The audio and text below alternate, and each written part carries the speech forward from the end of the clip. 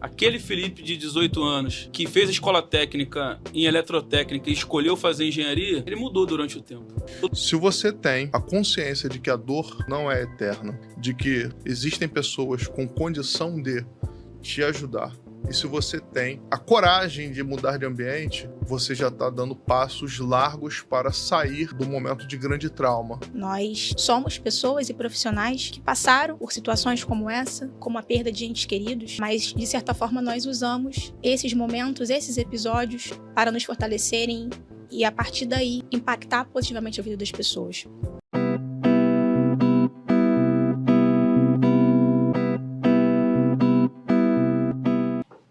Você já se perguntou como profissionais de desenvolvimento humano transformam e impactam a vida de milhares de pessoas? A resposta está aqui, no Empodera Talk. O talk show responsável por trazer e compartilhar histórias de pessoas transformadas e transformadoras. Eu sou Tamires Neto, a mãe do Tomás, a esposa do Jorge, a filha do Jorge, da Rosalita, a irmã da Tati. E eu estou aqui hoje na presença de pessoas, de profissionais realmente inspiradores e transformadores. Antes disso, eu já quero pedir para você que está aí assistindo, para você curtir esse episódio, para você compartilhar, para você comentar, se inscrever nesse canal, para que as mensagens aqui transmitidas e compartilhadas atinjam muitas e muitas pessoas. O tema de hoje será o desenvolvimento humano como ferramenta de transformação. E eu não poderia falar desse tema se não fosse com essas duas pessoas que estão aqui.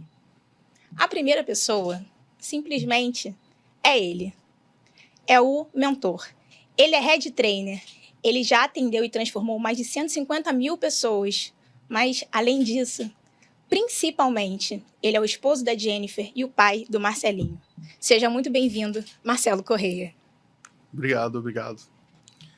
Eu me sinto feliz de estar aqui. Agradeço a oportunidade de estar aqui participando desse programa que realmente é importante para a tua vida, para a minha vida e para a vida de centenas de milhares de pessoas que eu acredito que estarão se conectando através deste evento. Isso aqui é um evento, na verdade. Muito obrigado.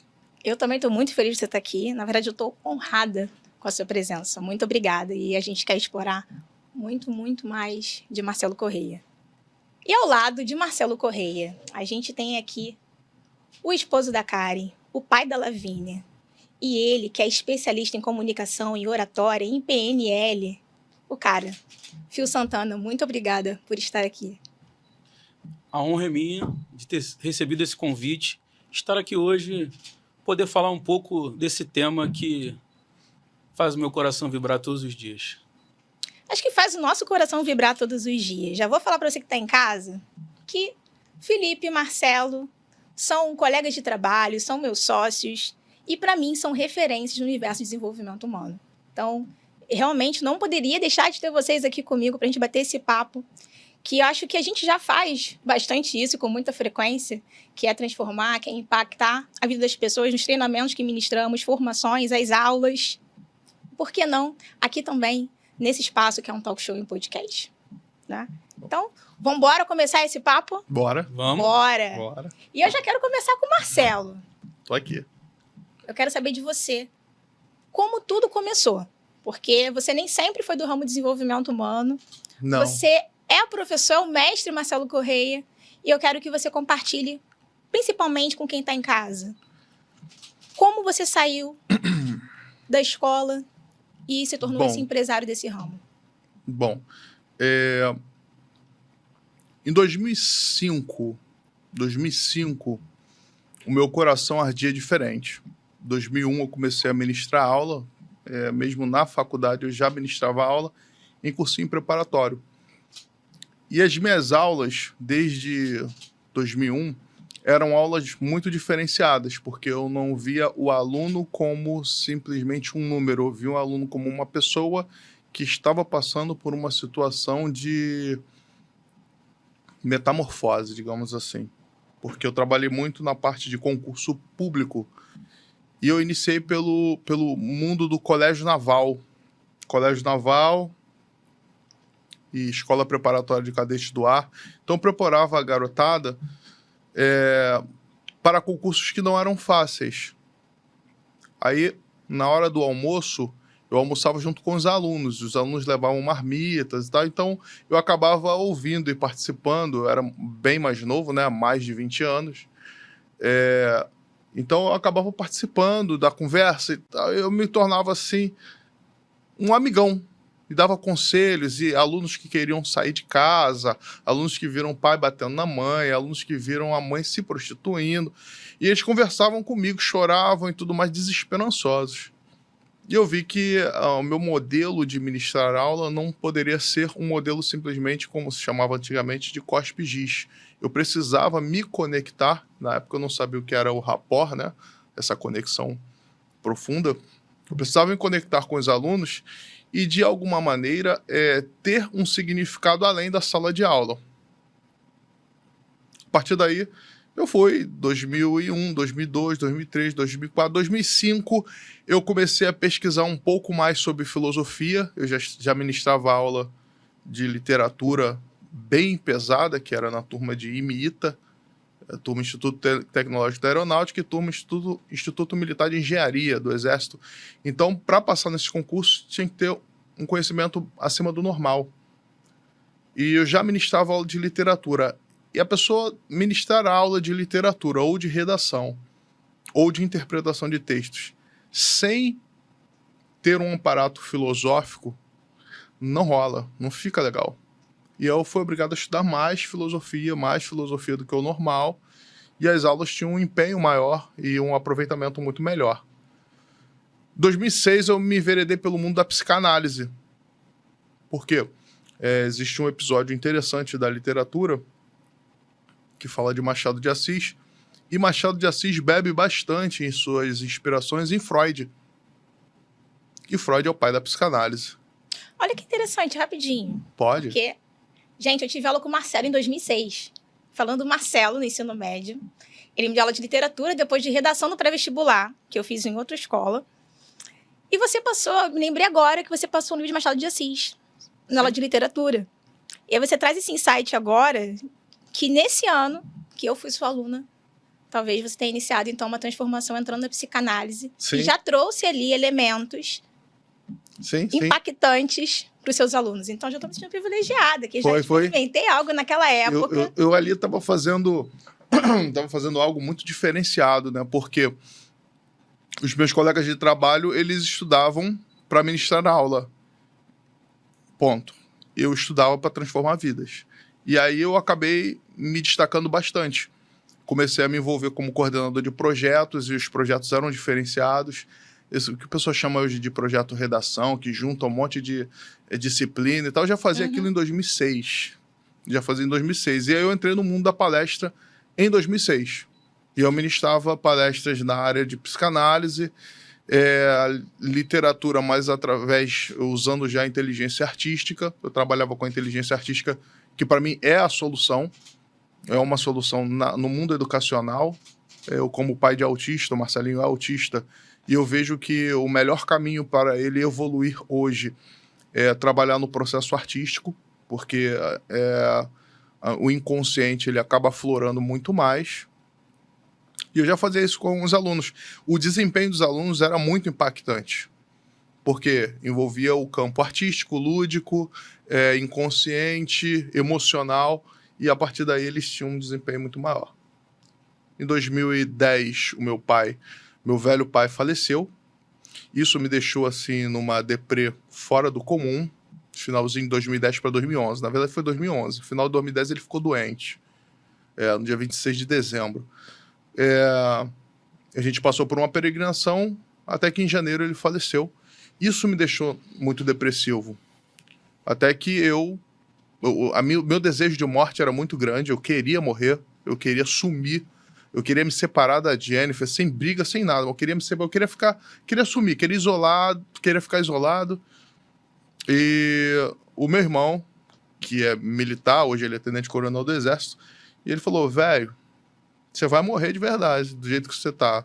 Você pega o carro e anda a 220 por hora. Eu andava a 220 por hora. Bem loucão mesmo, bem doidão. Faz o coach. Eu falei, cara, eu já ouvi falar, mas eu não saco muito, não quero. Faz o coach. Tem um sargento lá do quartel, o cara estava passando por umas dificuldades e ele resolveu a vida dele com coach. Eu falei, eu vou pesquisar. Eu comecei. Até que eu participei de uma formação em coach na faculdade, numa faculdade, eu ministrava aula dentro de uma faculdade, e aí, eu não vou fazer merchandise aqui da faculdade. Por favor. Não. E aí, eu participei de um evento, tá? Com a Renata Bucair. Ela mora, inclusive, por aqui, pelo Flamengo. Não sei se mora por aqui ainda. É uma pessoa fantástica, extraordinária, um ser humano nota 10. A partir daí, eu me enveredei pelo mundo coach. Eu comecei o coach com ela, Renata Bucair. Depois eu me enveredei, fui fazendo os cursos mais avançados. Meu grande mestre, mentor, foi o Irineu Pinheiro. E depois eu fui com o Zé Roberto Marques. E eu fui conhecendo todo mundo do mercado, fui me enveredando até que em 2015 eu falei assim, cara, isso me transformou tanto e salvou tanto a minha vida. Eu fui até os mais avançados cursos de treinamento, que eu vou montar uma empresa de formação disso daí. Nessa época eu já era empresário, eu já havia montado um curso preparatório para concursos, mas com um modelo muito diferenciado. Então a gente aprovava muito para medicina e para concursos difíceis. E eu já havia implantado e implementado o coach para os alunos do curso preparatório. Então o desempenho foi assustador. Eu pegava aluno que sem cota de escola pública e escola assim, bem precária, conseguiam passar para medicina, sem cota. Então, assim, eu implantava e implementava, ou seja, eu apresentava e executava. E o aluno, ferramentas de coach, e adaptava para o mundo da sala de aula, do pré-vestibular, pré-militar. Eu espero que quem esteja me vendo aí utilize isso daí, pegue essa ideia e aflore, porque é bastante interessante. Nisso daí me deu a alternativa e a oportunidade de exercitar ferramentas com mais de 5.000 pessoas. Todos os dias eu exercitava ferramentas. De tal forma que quando eu estou ministrando um curso ou palestra, o aluno fala assim, como que você sabe isso tudo de cabeça? É porque eu exercitei com mais de 5.000 pessoas. Todos os dias, de domingo a domingo, eu exercitava a ferramenta. E aí eu montei uma escola que formava em coach. De tão apaixonado que eu era e sou. Não só pelo coach, mas pela programação neurolinguística, pela hipnose e tantos outros cursos aí que não tem nem como falar o nome porque já não são mais oferecidos no mercado. Enfim, a partir daí nós montamos uma escola que formava em coach e o desenvolvimento humano foi aflorando e hoje existe aí, eu não vou falar o nome da minha escola, né, mas Pode falar. pode, existe o Develop, que é a nossa escola de formação em coach e desenvolvedores, né? Não só coach, mas programação neurolinguística e todas as outras áreas desse ramo aí. A gente tem habilitação para trabalhar com isso. A gente que eu falo é todos nós, né? Feliz por isso. Muito feliz. Então, salvou minha vida. O coach salvou minha vida e salvou a vida de centenas, milhares de pessoas que passaram aí pela formação. Graças a Deus. E eu posso dizer que eu sou uma dessas pessoas que foram salvas. Não só pelo coach, mas pela sua intervenção por meio dessas ferramentas, disso tudo, né? Então, eu sempre conto a história. Não sei se você já assistiu outros episódios, não só do Empodera Talk, do Empúria Pod, outros locais onde eu falo da existência de um mentor na minha vida. E o Marcelo é o mentor. O Marcelo Gratidão. é o mentor realmente que me transformou. Então, eu sou muito grata pela sua existência e por você ter compilado tudo isso e ter aplicado na vida de muitas pessoas. O que me transformou foi ter sido sua mentorada e ainda ser, de certa forma, porque a gente mantém esse vínculo, mas de ter passado por esse processo de transformação através da sua intervenção. Então, você me conhece, eu não tinha mentalidade empreendedora, não tinha mentalidade de crescimento, não me imaginava, jamais estaria aqui apresentando o Talk Show. Se eu não tivesse feito sua mentoria, não tivesse sido agraciada, eu não seria hoje sócia, também dona de uma empresa de desenvolvimento humano e tantas outras coisas que eu faço. Foi porque você realmente proporcionou para mim uma mudança que eu nem sabia que eu precisava. E isso Gratidão. abriu muitas portas. Então, obrigada por você compartilhar, por ser quem você é e seguir fazendo o seu. E a gente tem muito mais para saber desse impacto, dessas ferramentas, que a gente fala o nome, mas as pessoas ainda não entendem, não só para que elas servem, mas o que elas realmente causam e geram. Depois, A gente quer falar disso aqui. depois que eu for falar de novo, eu vou contar a história do Fabiano. Tá bom. Depois, guarda a história do Fabiano. Já apontando a curiosidade na gente, né? Sim, isso é um gatilho mental, né? Eu sei. A gente sabe. Mas falando de transformação, não podia deixar de pensar no Phil. O Phil, só para vocês entenderem, ele é engenheiro de formação. E hoje é um profissional excelente. Eu falo que ele é brilhante, ele fica rindo quando eu falo isso. É um gênio. Mas brilhante, um gênio de desenvolvimento humano. Então, eu queria saber de você, Phil, como é que você saiu da engenharia e hoje é um empresário desse ramo? Sair da engenharia foi um grande dilema e uma escolha na minha vida. Na verdade, eu era para ter sido advogado, mas contra tudo e contra todos, e principalmente contra o meu pai, eu fui fazer engenharia. Fui parar no pré-vestibular comunitário, já que meu pai não queria pagar o pré-vestibular para mim, o melhor da cidade. Eu falei, tudo bem, vou fazer engenharia. E lá passei e fiz engenharia. 14 anos de engenharia, eu tomei uma decisão, que eu ia deixar a engenharia para o desenvolvimento humano. E todo mundo disse que eu era louco. Você vai largar a empresa que você trabalha, você passou num concurso público, como você vai fazer isso? Como é que você vai sustentar a sua família? E aquele monte de pergunta. Eu contei para poucas pessoas, tomei a decisão, assinei, faltavam 45 minutos para fechar a inscrição do programa de demissão voluntária. Quando eu fui lá e assinei, fiquei quietinho, poucas pessoas souberam. E os meses foram passando, quase 6 meses depois eu saí da empresa e hoje vivo exclusivamente do desenvolvimento humano. Mas tomar essa decisão não foi fácil. Eu tremi, eu fiquei suado, eu fiquei nervoso. Assinar ali o programa no PDF online e dizer que era o que eu queria fazer, sair da empresa, foi algo que mexeu muito com as minhas estruturas. Mas eu não me arrependo, porque o que faz vibrar meu coração é poder passar para as pessoas a transformação que eu venho vivendo já nos últimos 5 anos. Estudando, buscando primeiro sozinho, com o advento da internet eu comecei a assistir vários grandes players do mundo do desenvolvimento humano, do coaching, da PNL, e depois eu recebi um convite de um grande amigo para assistir uma aula de foco do Marcelo Corrêa. Um cursinho de manhã cedo. 5 horas da manhã. 5 horas da manhã, 5 da manhã. Ele faz isso com a gente, né? E por aí eu fui ficando. E fui pro próximo. E chegou uma hora que eu fazia 5 cursos ao mesmo tempo. 2 mentorias e 3 cursos durante a mesma semana. Então, de 7 dias da semana, 5 dias da semana, às 5 da manhã eu estava lá, acordado, vendo o Marcelo pela internet. Verdade. E aí eu fui participando de todas as turmas, fui estudando sozinho, fui tendo muita curiosidade de ir buscando e perguntando. Por mais que eu não tivesse ainda todos os caminhos, eu ia ali na internet, usando a meu favor, buscava um livro, buscava um autor, começava a cruzar informações, porque o mentor ele dá o caminho, mas ele não te diz tudo o que vai fazer. Né? Então ele foi me desafiando o tempo todo, e o tempo todo eu cheguei a me questionar, será que eu estou no caminho correto? Será que eu devo realmente seguir nessa área? Eu trabalho num mercado tão promissor, eu sou formado em engenharia elétrica, trabalho engenharia elétrica e geração e transmissão de energia elétrica, é o mercado mais perene do país. Ele não oscila, o tempo todo a gente aperta botão comprando energia em casa. Você acende luz, carrega o celular, liga a televisão, você liga um eletrodoméstico, o tempo todo ar-condicionado, o tempo todo você está comprando energia.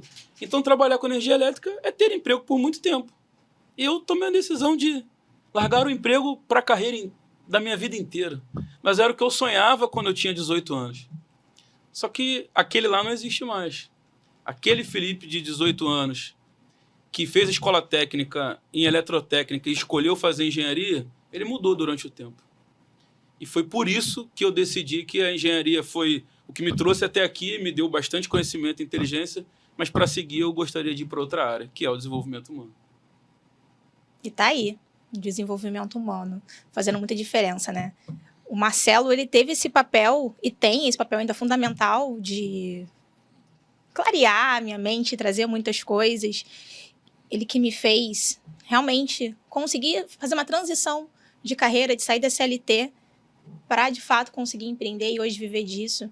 Mas você também tem um papel fundamental no que diz respeito, pelo menos para mim, em tudo que se refere à questão do desenvolvimento humano. Então, hoje, eu trabalho com PNL e você me ensinou muita coisa. Um grande parceiro de formações e de curso. Eu estava lá assistindo as pessoas que ministravam os eventos, estava o Felipe me dando aula aqui do lado, falando isso, faz aquilo ali, na próxima você faz isso, mandando um PDF, indicando outro livro. Cara, uma pessoa super dedicada, né? E um profissional que eu acho que é fora da curva. Acho não, tenho certeza. E acho que não é à toa que a gente está junto aí, né? Eu considero isso. Que a gente está junto compartilhando cada um, claro, com o seu perfil, com o seu tipo, mas complementando e realizando um trabalho que é de impacto. E falando de impacto, para além daquilo que a gente estudou, dessas experiências que a gente teve com essas pessoas, eu acho que vale a pena a gente trazer alguns momentos da nossa vida que também fizeram que nós alcançássemos os lugares que alcançamos e para que sejamos quem somos, né? Então, eu quero saber de você, Fio. Compartilha com a gente qual foi o momento mais desafiador da sua vida. Um momento bem desafiador foi quando eu perdi a minha avó, que me criou. E meus pais são separados. Então, desde a infância, eu fui morar com a minha mãe, assim que eles se separaram. Minha avó morava de frente à escola que eu ia estudar. E eu acabei morando com a minha avó dos 5 aos 12. Então, ela me ensinou como comer, como pegar no talher, como escrever. Ela fez os primeiros deveres de casa, foi comigo, foi a minha avó. E o dia que ela faleceu, eu tive que ajudar a carregar o corpo. Nossa. Ela faleceu no 2º andar. Quando chegaram para a remoção, não tinha maca. A gente teve que pegar no colo. Então, vieram 2 pessoas da ambulância e eu ajudando a descer a minha avó pela escada. A pessoa que me fez ser o homem que eu sou. Isso foi muito forte, foi uma divisão muito grande, foi algo que impactou muito a minha vida. Muito obrigado. Impactou bastante. É você ver quem te formou e te forjou não estando mais aqui. E aquilo mexeu muito comigo. Eu fico muito feliz que quando a minha avó nasceu, não, desculpa, minha avó faleceu, ela já tinha visto a minha filha, pelo menos neném de colo. A minha filha ainda ia fazer 1 ano de idade. Minha avó faleceu. Então, para mim, foi um momento muito doloroso. Uma vida muito importante se foi quando uma muito importante chegou. E isso foi muito desafiador. Eu tive que olhar para dentro de mim e falar assim, você tem que ter força, porque agora você tem outra pessoa que dependia de você, como você dependeu da sua avó por muito tempo. E essa é uma história que mexe muito comigo quando eu falo. É o ciclo da vida. Eu compartilho da sua dor. Eu perdi a minha avó. Eu não falo muito da minha avó, mas ela tem um papel fundamental na minha vida, na minha construção. E eu socorri a minha avó. Eu que levei a minha avó para o hospital e ela acabou falecendo quando ela chegou lá. E por muito tempo eu carreguei comigo uma certa culpa. Se eu tivesse andado mais rápido com o carro, se eu tivesse chegado antes, que teria sido diferente, né? Mas quando eu perguntei sobre a dificuldade, o Marcelo comentou sobre a perda do pai, e eu estou compartilhando agora um exemplo da perda da minha avó, porque eu já falo bastante sobre as perdas da minha mãe, da minha irmã e dos meus familiares para a Covid, como as perdas nos impactam, mas o que nós fazemos com elas? Nós somos pessoas e profissionais que passaram por situações como essa, como a perda de entes queridos, mas, de certa forma, nós usamos esses momentos, esses episódios, para nos fortalecerem e, a partir daí, impactar positivamente a vida das pessoas. Enquanto muitas pessoas são paralisadas por essas perdas, por esses traumas, por essas ausências. Tem pessoas que não conseguem seguir em frente. E eu quero ouvir de você, Marcelo. Como seguir em frente? Você está acostumado a atender pessoas que passaram por perdas irreparáveis, por situações traumáticas, e você se dedica a tirar essas pessoas de uma rota de perdição e encontrar um caminho, um direcionamento. Como é que você faz isso? Confesso que ninguém nunca me fez essa pergunta. Como seguir em frente? As pessoas geralmente perguntam assim, o que fazer agora? O que eu tenho que fazer? Mas como seguir em frente? Eu vou te dizer a verdade aqui. Só segue em frente quem tem uma noção real da sua missão de vida. E quando eu falo missão de vida, não é missão dentro do meu sistema de crenças, é óbvio. Não é missão de vida terrena. A missão de vida terrena é com uma expressão que eu uso, que é ad eterna. A missão é ad eterna. Então, eu acredito dentro do meu mundo, né? No meu sistema de crenças, eu sou evangélico, eu acredito que quando nós sairmos daqui, continuaremos uma missão. Eu acredito realmente nisso. Enfim. E eu parto de um princípio importante, que é o seguinte, você só consegue caminhar em frente quando você tem noção da sua missão de vida e você se apropria da sua missão de vida. A maioria das pessoas, elas têm uma percepção muito ingênua sobre a missão de vida. Quando elas se encontram com a missão de verdade e decidem se apropriar da missão. O que é se apropriar da missão? Eu tenho um grande parceiro de trabalho, um grande amigo, que ele é da Polícia Federal, é delegado da Polícia Federal, lá em Brasília, Renato Mendes, um abraço para ele. E ele sempre fala comigo sobre essa ideia que a Polícia Federal tem de se apropriar da missão. O pessoal do BOP também tem, Forças Especiais, enfim. Se apropriar da missão é você vai até o fim e vai para resolver a questão. Então, quando você se depara com a sua missão de vida e se apropria da missão de vida, você vai até o fim, você vai para resolver. Seja qual for a perda, seja qual for o dano, seja qual for a disfunção e o déficit, você tem condição, uma vez entendendo que a sua missão é sua, você tem condição de continuar caminhando. E como caminhar? Você precisa de 3 elementos básicos. O primeiro elemento é a consciência de que a dor não é eterna. Nada dura para sempre no que diz respeito à dor. Não. A dor, ela passa. 2, pedir ajuda a pessoas que realmente têm capacidade, condição, habilidade para te ajudar. E número 3, isso é fatal, né? O Robert Dilts, lá no seu livro, na sua ferramenta de níveis neurológicos, ele fala já sobre a mudança de ambiente. Se você tem a consciência de que a dor não é eterna, de que existem pessoas com condição de te ajudar, e se você tem a coragem de mudar de ambiente, você já está dando passos largos para sair do momento de grande trauma e mudar realmente de momento de impacto de dor. Isso é o que eu penso. Eu estou respondendo aqui. Obviamente que precisa ser elaborado isso daí, porque dá até para a gente fazer um workshop.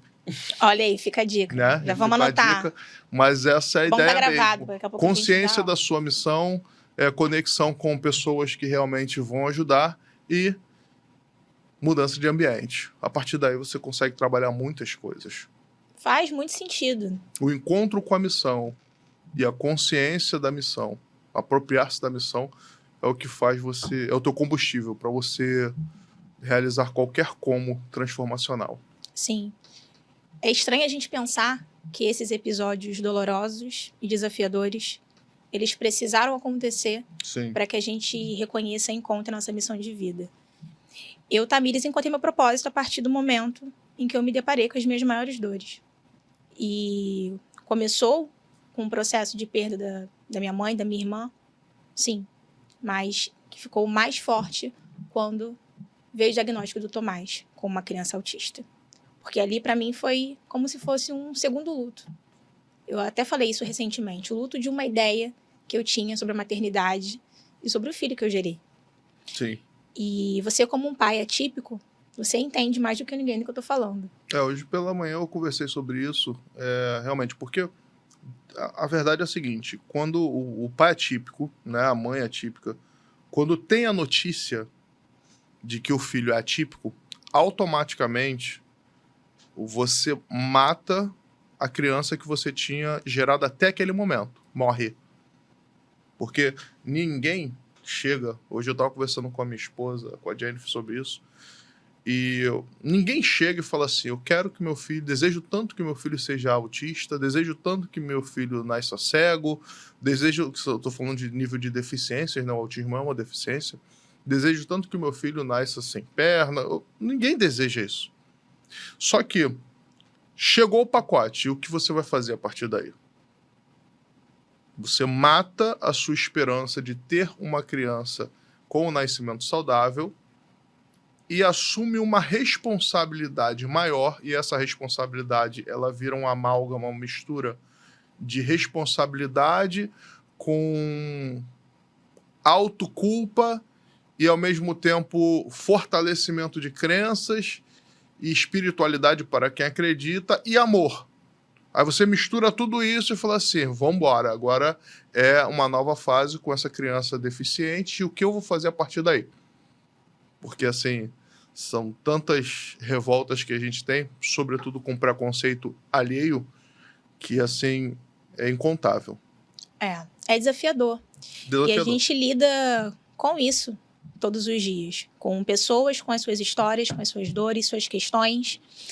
E como profissionais de desenvolvimento humano, a gente utiliza diversas estratégias, não só para trabalhar, mas para impactar positivamente a vida das pessoas, fazer elas enxergarem que é possível seguir, é possível mudar de ambiente, é possível mudar a mentalidade, é possível você alcançar o tipo de vida que de fato você deseja viver.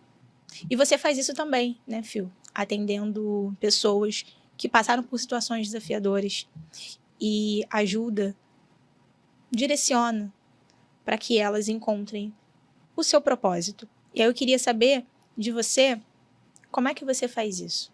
Quais são os recursos e estratégias que você usa para não só alcançar, mas impactar essas pessoas? A coisa que eu mais faço é pergunta. Eu acho que eu me especializei em fazer perguntas e a cada pergunta que você faz, você vai tirando camadas das pessoas. Então você faz uma pergunta, o que te impede de alcançar esse objetivo? O que te impede de realizar esse sonho? O que te impede... Aí a pessoa começa a falar, aí daquela pergunta você faz outra pergunta e faz outra pergunta.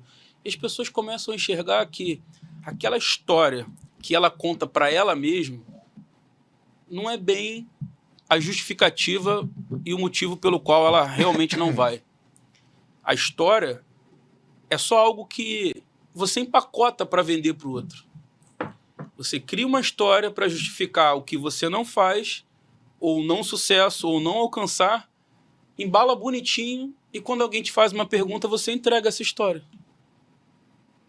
E quando você entrega essa história, as pessoas escutam, alguns argumentam, outros não. Quando você vai num processo de mentoria, um processo de desenvolvimento humano, o que você mais vai ser é confrontado. Ser confrontado por você mesmo. Porque a pergunta, ela volta para você, é como um espelho. Então, você conta uma história, você recebe uma pergunta em cima daquela história, e o que você vai fazer agora? Você vai falar a verdade, você vai olhar para você vai olhar para aquele espelho e encarar ele, ou você vai desistir de tudo? Tem aluno que não volta, não é, Marcelo? Tem aluno que não volta. A maioria não volta. Eu canso de ter alunos que pagam 10 mil, 20 mil, 15 mil, fazem 2, 3 sessões, na terceira sessão não volta mais, quarta sessão não volta mais, porque é muito caro. O caro não é pagar dinheiro, o cara paga às vezes 10 mil, 12 mil, 15 mil numa mentoria. Eu tive um episódio, né? Um aluno pagou 28 mil numa mentoria. Puf. Ele pagou. Ele participou de 3 sessões. Nunca mais voltou? Não voltou. Porque o caro não é o dinheiro, o caro é a transformação. É tomar porrada. O caro é encarar. Tomar porrada é caro. Caro de encarar. Sim. Encarar-se é a parte mais difícil. Então, quando você começa a fazer perguntas e deixa a pessoa sem resposta, ela começa a ver que a história que ela contava para ela não permitia que ela olhasse em camadas mais profundas. O que aquilo significava para ela? que exatamente acontecia quando ela colocava alguém como motivo dela não realizar as coisas. Tantas histórias vão encobrindo o nosso ser e a gente vai colocando no outro a responsabilidade, seja na pessoa, seja no dinheiro, seja na situação, na casa, no emprego, aonde for. E através de perguntas você vai tirando camadas, e chega uma hora que a pessoa para, ela fala assim, eu nunca pensei sobre isso desse jeito. E aí quando dá aquela tela azul, pam, você continua olhando para ela, esperando ela te responder, para ver o quanto ela se encara. Então, o caro do processo é que a pessoa consiga se encarar. E quando ela começa esse trabalho, ela começa a descobrir uma pessoa diferente. Ela começa a ver os significados de coisas importantes para ela que ela não entendia, de coisas importantes que ela deixou de lado. Aonde, na linha do tempo, ela parou de se olhar e começou a olhar só para as situações que ela vivia. Porque ela criou, às vezes, um ambiente mental, a gente fala muito de mapa, ela criou um mapa em que eu vou me ater a olhar para fora de mim, porque dentro de mim tem uma confusão e um medo tão grande que se eu olhar lá para dentro eu posso me perder. E a gente começa a querer controlar tudo e todos que estão fora da gente. Só que se você faz uma pergunta para a pessoa, que ela fala assim, a culpa está no meu cônjuge, no marido, na esposa, e você fala assim, e tal coisa, foi ele que fez ou você? Quando você fala esse assunto, incomoda nele ou incomoda em você? E essas perguntas, e de pergunta em pergunta, o que a gente realmente aprende é fazer umas perguntas melhores ainda, para que as pessoas consigam chegar lá. Se eu chegar com o meu modelo de mundo e o que eu acredito, não funciona para todo mundo, funcionou para mim. Agora, quando eu faço as perguntas corretas e faço ela ampliar o mapa da realidade dela, que ela começar a ver a posição diferente, ela começar a se ver e começar a ver o quanto ela falava para ela, as coisas começam a mudar. Então, as perguntas elas vão ditar aonde a pessoa vai chegar. Não são as afirmações que a gente possa vir entregar. As perguntas, então, vão direcionar as pessoas a encontrar suas próprias respostas. É muito louco isso, né? Mas, ao mesmo tempo, é incrível o poder que uma ferramenta... A resposta está na pergunta. A resposta está na pergunta. É isso. E, basicamente, o que a gente faz, né? Acredito eu, enquanto mentores. É esse direcionamento com ferramentas simples que nós conseguimos nomear. E a pessoa, às vezes, não faz ideia do que a gente está fazendo, do que a gente está aplicando. Mas proporcionando, levando ela a um processo de autoconhecimento. Isso é libertador. É muito bom quando a gente passa por esse processo e a gente faz isso de forma contínua. Quando a gente acha que a gente já chegou lá, a gente descobre mais um episódio, mais alguma coisa na nossa vida, na nossa linha do tempo, que foi definitivo para a gente ter um comportamento que a gente tem, para a gente fazer algo que a gente faz, para a gente tomar a decisão de, não quero mais isso. Eu quero mudar esse aspecto, porque eu não quero manter isso. É um comportamento indesejado. Eu vou mudar. E assim, a gente vai transbordando na vida das pessoas, mostrando que para ela é possível também, com recursos, com estratégias. E eu estava ansiosa para chegar nesse ponto, para a gente falar das estratégias. Estratégias que nós utilizamos para impactar as pessoas. O Fio falou de uma que é simples, que são as perguntas. Mas acho que a gente precisa falar dos nomes também, né? Porque as pessoas se questionam, tá? Vocês trabalham com coach, vocês trabalham com PNL, vocês trabalham com hipnose, e as pessoas têm um grande preconceito e estigma com esses nomes. Eu mesma tinha um grande preconceito com coaching. Tá até rindo, né, Fio? É super preconceituosa. Super preconceituosa, Ela gente. era. Eu assumo que eu era, porque... Toma seu café. Tá tomando café, tô feliz, porque tem um lanchinho aqui... E a galera acha lindo e não consome. O Marcelo tá fazendo... Não, depois tem... É fogo de chão, né, Felipe? Opa! É que o lanche tem um cunho logístico, né? Ele fica mais perto da roxa. Toma, aqui, ó. Não seja por isso, toma. Sim. À vontade. Mas falando sobre o coaching, eu queria não só falar sobre o coaching, mas sobre as outras coisas, né? As pessoas, elas estão muito cansadas de ouvir essa palavra. Elas veem grandes nomes na internet falando... coisas que fazem sentido, coisas que são para viralizar, e elas acabam criando um preconceito. E acham que pessoas que trabalham no campo de desenvolvimento humano são grandes charlatões, e só querem ganhar dinheiro, e não estão fazendo nada de efetivo para a sociedade, quando, na verdade, muito se faz. os grandes empresários do Brasil passaram por formações de coaching do campo do desenvolvimento humano. Então, eu queria que vocês trouxessem sobre o real impacto que o coaching proporciona. Então, começando com o Marcelo para falar de coaching. Por eu ter vindo do mundo do magistério, eu passei por um episódio bem interessante, que foi a retirada da literatura e da filosofia em algumas escolas. Eu lembro-me de que uma época na escola pública, eu não sei como é que está hoje, foi retirado, ficou como se fosse matéria opcional, literatura e filosofia. E quem estudava literatura, na minha época, era tido assim meio como idiota.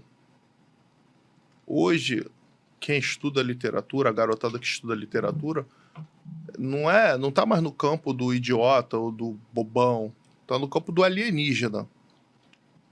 Porque eu honestamente, eu não vejo adolescentes estudando literatura. O coaching em si, ele passou por um período ali, seus idos ali de 2017, 2016, 2017, passou por um período que eu chamo de extravagância de imagem. Foi uma extravagância, porque começou a ser muito anunciado, e tudo que é muito anunciado, a mídia cai de pau. Então, começaram a falar muitas besteiras sobre o coach, e eu tenho, assim, propriedade para dizer, porque eu fiz várias formações até o Master Trainer em várias escolas. E, assim, eu cansei de ver psicólogos se rendendo ao campo do coach, psicanalistas, filósofos, médicos, e eu cansei de ver também profissionais da mesma área, das mesmas áreas, melhor dizendo, criticando de maneira assim homérica. Tudo que é voltado para o mundo da aceleração de resultados, tudo que é voltado para um mundo de potencialização e maximização de habilidades, tem o seu ponto positivo e tem o seu ponto negativo. Se nós focarmos no ponto negativo e entregarmos esse ponto focal para a mídia e pedir para a mídia potencializar, obviamente o coach para a mídia vai viralizar como um lixo, como algo prostituído, passou por um processo de prostituição, né? Entretanto, o coach salvou muitas vidas e salva muitas vidas. O que eu vejo hoje? Eu vejo que é necessário que haja uma mídia, e aí estou falando que nós, de maneira orgânica, conseguimos fazer isso, né?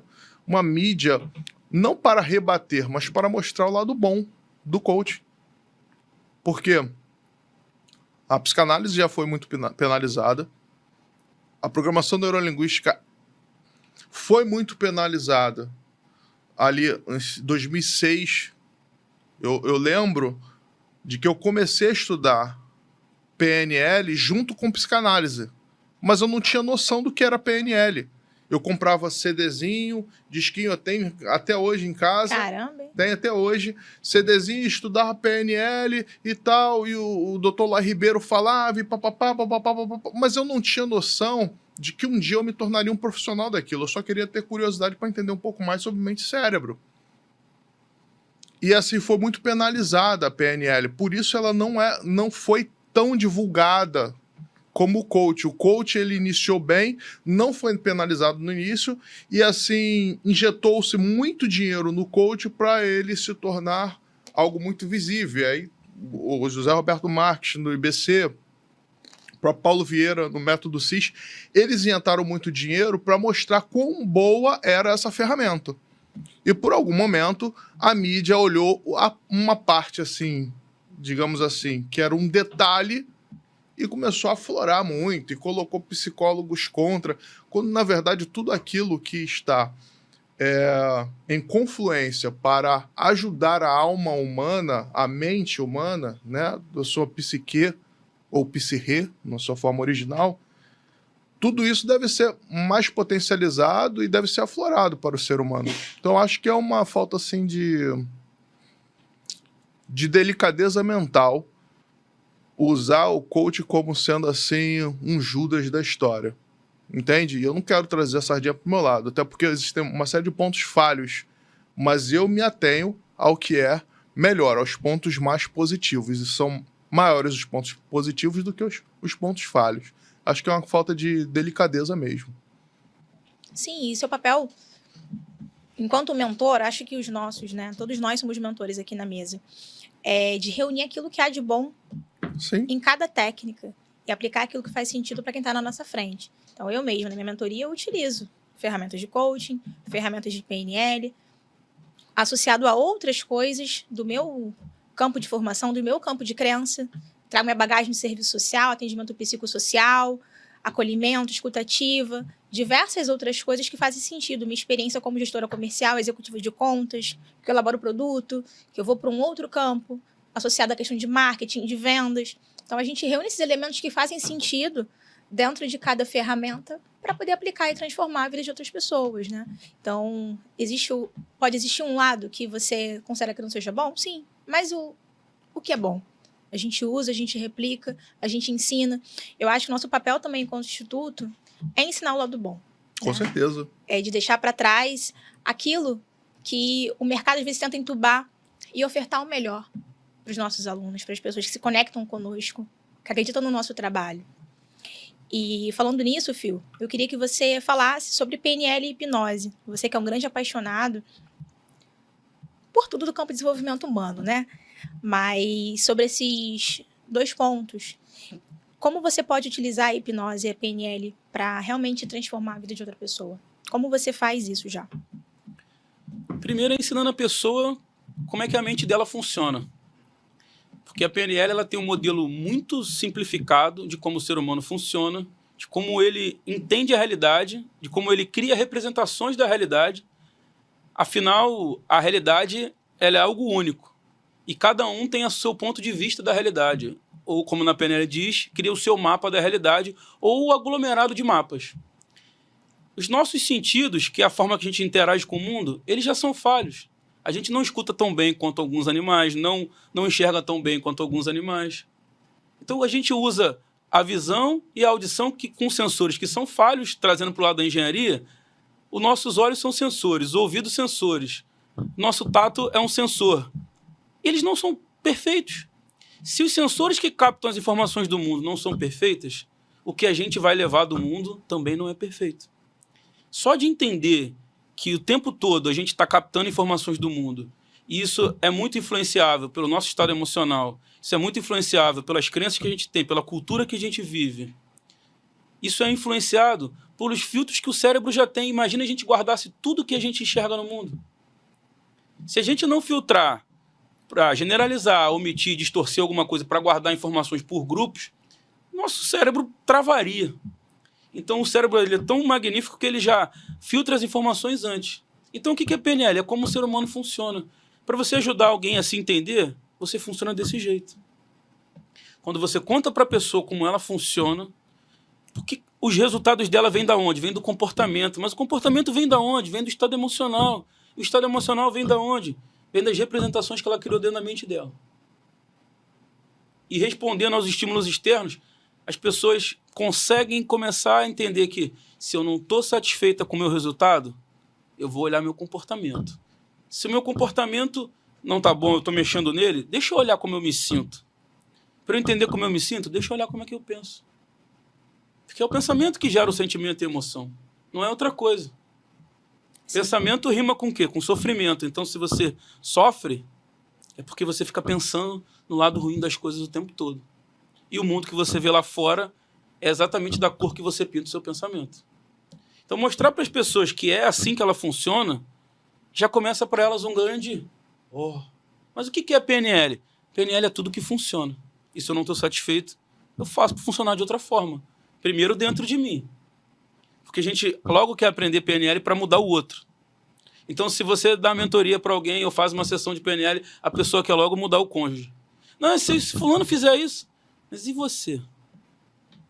Quando você traz a pessoa como o centro das atenções e o centro de tudo que funciona, e ensina para ela que se ela muda, o outro acaba mudando, tudo muda, o ambiente muda, a resposta que o outro dá muda. E a PNL vem da onde? Vem de vários pressupostos. Eles são da onde? Alguns da filosofia, alguns da psicologia, alguns da antropologia, da teoria de sistemas. Todos eles são verdades o tempo todo? Não. Só que se eu tomo eles como verdade, a minha mente funciona muito melhor. E se minha mente funciona melhor, eu tenho os melhores resultados. E é assim que você ajuda uma pessoa a melhorar, é entendendo como ela funciona e mostrando para ela que existem alternativas. E se esse comportamento aqui for diferente, daqui resultado? Se você se coloca no lugar do outro, a gente quando faz a ferramenta da metaposição, das posições perceptuais, agora olha lá o mundo, muda de posição, olha o mundo com o olhar dessa outra pessoa, mas vendo como ela vê, ouvindo como ela ouve e sentindo como ela sente. E agora, o mundo tem o mesmo formato que você vê? E isso começa a mudar, isso vai desconstruindo. Isso vai desconstruindo. E essa criação desse mapa, a PNL tem um pressuposto muito famoso, chama o mapa não é o território. Que pressuposto é esse? Esse pressuposto quer dizer que se o mapa não é o território e cada um cria seu mapa da realidade, eu posso ter mais empatia. Eu posso me colocar no lugar do outro, eu posso sentir a dor do outro. E quando eu sinto a dor do outro, o patos do outro, o drama do outro, a coisa muda de figura. E aí eu vou entendendo que, ao invés de ter esses vários problemas que tem os principais escritores e difusores da PNL, eles falam que os problemas que existem são pelas divergências de mapa. Então eu tenho problemas de comunicação porque os mapas são diferentes. Se ao invés de eu atacar o mapa do outro e achar que o meu é certo, o que eu faço para expandir o meu mapa e depois ajudar o outro a expandir o mapa dele? Será que melhora a comunicação? E aí a gente vai fluindo. E a cada pergunta que você faz, melhor. Porque não é só ferramenta. Ferramenta é como se fosse a consolidação de todo o processo. A PNL começa na conversa, no rapport, no olho, no pressuposto. Quando eu falo para a pessoa que funciona desse jeito e ela começa a entender, mas e o outro? Eu falo, não, mas dentro de você. Quando faz a ferramenta, é só uma consolidação de algo que já vem se construindo no bate-papo, no rapport, no ouvir o outro, deixar ele falar. Aí você falou da hipnose. Hipnose é manipulação. Não, hipnose é rebaixar a faculdade crítica. Deixar a pessoa conversar com o inconsciente dela. Já que 95%, até 98%, dependendo da literatura, é inconsciente na nossa mente. Como diz o Milton Erickson, consciente é o que se passa na nossa mente nesse momento. E todo o resto é inconsciente. Sim. Eu perguntei da hipnose, porque assim como existe um grande preconceito em relação ao coaching, existe um grande preconceito em relação à hipnose, em você colocar a pessoa num estado onde, teoricamente, ela vai sair dela mesma, quando na verdade não é isso. Mas as pessoas imaginam que é isso que acontece. Tem pessoas que falam assim, eu não posso passar por um processo de hipnose porque eu sou evangélico. As pessoas associam isso à crença, à fé que elas têm e nem se dão a oportunidade de entender melhor o que é aquilo ali, como aquilo ali pode ajudar, sabe? Então, por isso que eu fiz essa pergunta nesse sentido. Queria que você conseguisse clarificar como, de fato, a hipnose e a PNL, o coaching, enfim, essas ferramentas podem ajudar efetivamente a vida de outra pessoa. Hoje, as pessoas, quando não atingem os desejos, os objetivos e as metas dela, é porque elas têm alguns impedimentos. O que as impedem? O medo de falhar, medo de ser julgado, a falta de acreditar em si mesmo, suas crenças de capacidade, suas crenças de merecimento. E com isso, a pessoa fica travada. Ela não consegue colocar em ação, ela não consegue se mover. Não consegue se mover na direção do objetivo dela. E o que as ferramentas de coaching, PNL e hipnose fazem? Fazem você acessar recursos que, teoricamente, já estão dentro de você, ou construí-los. Então, PNL, coaching e hipnose são métodos de fazer com que as pessoas acessem os seus recursos. E que recursos são esses?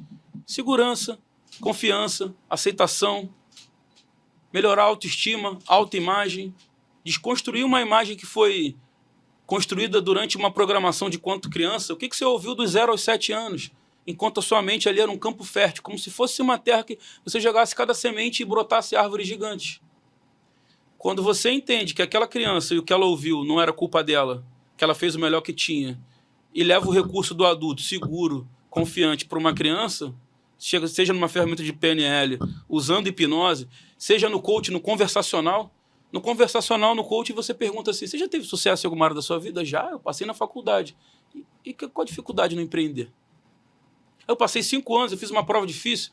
Quando você mostra para a pessoa, pelo conversacional, que ela atingiu aqueles objetivos numa outra área da vida, como é que você transporta aquela forma de fazer para uma área que você está travado? Eu preciso de determinação, mas você já foi determinado. Eu preciso de coragem, você já teve coragem. Como é que você faz para tirar daqui desse episódio e trazer para cá? E esse é o papel do mentor, do terapeuta, do coach, é levar recurso para onde a pessoa não consegue acessar o recurso. É sobre levar recurso em cima de um estado problema, onde ela acredita que não pode porque algo trava ela. Seja ele medo, desconfiança, falta de segurança.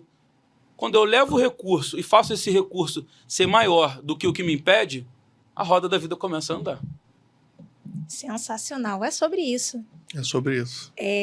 Dar recursos para essa pessoa, mostrar um caminho diferente, fazer com que ela se conheça o suficiente para ela conseguir funcionar melhor. Eu não sei você que está em casa, mas eu estava me chamando esse bate-papo, eu não queria que acabasse, eu queria fazer mais perguntas e saber mais, mas a gente está caminhando para o final. E antes de finalizar, eu quero deixar um recado para você que está em casa. Vai passar aí na sua tela o QR Code da Produtora Quatri, que é responsável por produzir podcasts sensacionais, como Empodera Talk, como Empúria Pod, como outros podcasts que são maravilhosos. Então, caso você queira produzir um podcast, só você fazer contato com a Quatri para você saber mais informações. Meninos, tô tão feliz com esse bate-papo. Eu queria falar muito mais coisa aqui. A gente tá caminhando pro final. E para isso eu vou fazer umas perguntinhas agora, que são mais de bate-pronto. Eu pergunto, vocês respondem, podem fundamentar. Vai ter que marcar um outro para poder contar a história do Fabiano, tá? Poxa, vai ter que marcar um outro para contar. É bem rápido. Vai ter outra temporada? Vai ter outra. Claro, já tá. Tá As notas estão confirmadas. Então já vai lendo aí um Conta livro logo, chamado Fabiano. Vidas Secas. E ali conta a história do Fabiano. A pergunta que eu ia fazer agora seria essa. Sobre Vidas Que Secas. dica, que filme, que série ou filme, enfim, o que você indica Um pra quem está nos assistindo? livro chamado Vidas Secas, Graciliano Ramos. E ali você vai entender bastante em nível de precariedade mental, repetição de padrão, e você vai observar ali a possibilidade de compreender como a mente humana funciona e como nós podemos ser ou protagonistas ou viciados em repetição de padrão. Vidas Secas, Graciliano Ramos. É uma obra fantástica. Já quero ler, isso eu não li ainda. Leia, vai te ajudar bastante. Vidas Secas. E você, Phil? Que filme, que livro, que série você indica? Se eu tivesse que indicar um livro, eu indicaria um livro do Eckhart Tolle, que chama O Novo Mundo, Despertar para uma Nova Consciência. Quero você entender o que tem dentro do ser humano. Qual é a diferença da consciência e do ego. E quanto tempo o ego nos governa e nos impede de ser quem a gente realmente é. Excelente, já quero ler também. Fantástico. Tá. E quais são os seus próximos passos, Phil? Meus próximos passos, eu estou lançando uma mentoria de oratória e comunicação, usando PNL, persuasão, linguagem hipnótica, desmistificando algo na cabeça das pessoas que somos seres humanos linguísticos, precisamos dominar a linguagem para alcançar os objetivos. E o primeiro objetivo é lidar com si mesmo, o que eu falo para mim mesmo, e depois como é que eu falo com o outro. O resto é tudo consequência. Tem muita gente precisando disso. Verdade. E você, Marcelo? Quais são os seus próximos passos e como você está trabalhando para alcançar? Os próximos passos estão ligados a uma escola de empreendedorismo. Ensinar pessoas a se tornarem empreendedoras. É uma escola preparatória de empreendedores. Então, quanto mais você compreende sobre o seu inconsciente, sobre o poder disso aí, mais você tem condição de empreender. Empreender não significa ficar rico de um dia para a noite, ter sucesso de um dia para a noite. Empreender significa ter coragem de investir em algo ou em coisas e, a partir daí, solucionar problemas da sociedade. Nem sempre é tão agradável, mas é necessário que haja empreendedores. Empreendedores são grandes heróis. Sim. E muita gente precisa disso também. Sim. Quantas pessoas conhecemos, quantos empreendedores que vão de cabeçada, que fazem as coisas sem instrução, sem preparo mental, técnico. Verdade. Vai ser excelente para muita gente. Eu quero que agora, Marcelo, você deixe um recado para quem está te assistindo. Você pode falar o que você quiser. O que eu agora. quiser. O que você quiser. Você pode até, inclusive, olhar para a câmera. Para a câmera? O que eu quiser, eu vou falar para você a verdade. O mais rápido possível. Busque ter um encontro com Deus e com sua missão de vida. Aí sim, você vai ver sentido na sua vida, vai ver significado na sua existência. Primeiro com Deus, segundo com a sua missão de vida. Este é o maior legado que o ser humano pode deixar. Encontro com Deus e com sua missão de vida. A partir daí tudo flui melhor. Com mais dor, só que com mais garantia de sucesso. Ai, que lindo. Obrigada pelas suas palavras. Eu agradeço. Pela sua participação, por ter aceitado esse convite, por estar aqui mesmo num dia desafiador. O Marcelo hoje teve uma questão com o Marcelinho, que é o filho dele. Mesmo assim, manteve seu compromisso. Por isso, toda hora eu pego o telefone Tá com o telefone, mas está aqui com a gente. Eu tenho certeza que você compartilhou insights poderosos para quem está assistindo esse episódio. E você vai voltar, com certeza. Sim, com certeza. Estaremos em outros espaços. Estaremos aí. Compartilhando. Mas muito obrigada por estar aqui e por você existir. Amém. Obrigado. E você, Phil, qual recado você deixa para quem está te assistindo agora em casa? Vamos lá. O Marcelo falou sobre o encontro com Deus. E eu te sugiro um encontro consigo mesmo. Mergulhar para dentro de si, buscar um processo de desenvolvimento pessoal. Você escolhe qual é. Se é mentoria, se é coaching, se é PNL, se é através da religião. Mas mergulhar dentro de si para encontrar quem você realmente é. É só nesse encontro de você com você mesmo que você vai conseguir evoluir.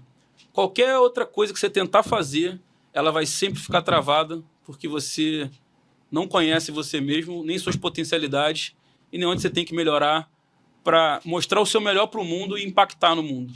Então, mergulhe dentro de você e aproveite essa viagem, porque ela é recompensadora. Obrigado. Obrigada a você, Phil, por essas palavras, por estar aqui, por compartilhar, por ser canal. Obrigada, de verdade. Gratidão.